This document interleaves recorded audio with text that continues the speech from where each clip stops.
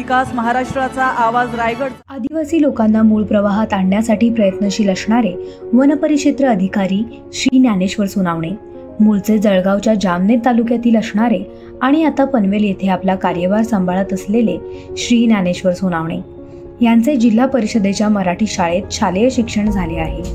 MA ही पदवी यांनी प्राप्त केली आहे। 2001 साली वनपरिमंडळ अधिकारी म्हणून यांची नियुक्ती झाली।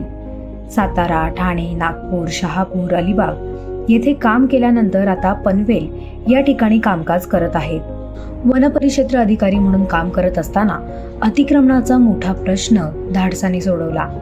जवळपास 3 हेक्टर जागा रिकामी केली। वन्यजीवांच्या संदर्भात बिबट्याचे कातडे, शंख आणि शिंपले यांची अवैध वाहतूक, गुजरातमधून झालेली 6 लाख रुपयांची खैराची अवैध वाहतूक आणि 40 लाखाचा ट्रक पकडून अनेक गुन्हे उघडकीस आणले।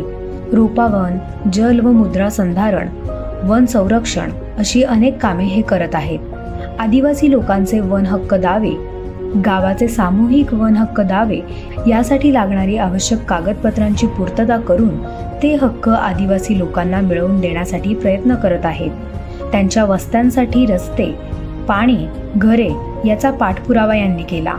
वनसंपदा, संरक्षण, वणवे याबाबत जनजागृती केली। आदिवासी मुलांना शिक्षण देऊन त्यांचे आयुष्य सुधारणे यासाठी हे काम करत आहेत। कोकणात वनसंपदा, वन्यजीव संपदा खूप आहे, त्यामुळे ही वने वाचवा, त्यांना वणवे लावू नका, वनांना लागणारे वणवे वाचवा यासाठी लोकसहभाग हवा म्हणून कळकळीने जनजागृती करणारे वनपरिक्षेत्र अधिकारी श्री ज्ञानेश्वर सोनावणे। ज्ञानेश्वर सोनवणे सर,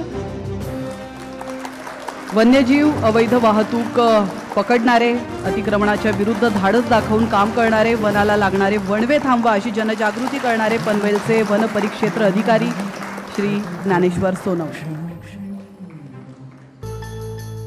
प्रस्तुत करता Keni city, associate partner Jawaharlal Nehru port authority, Panvel महानगरपालिका, इव्हेंट पार्टनर एक्निक idea hub, venue partner Ramsheth Thakur international sports complex.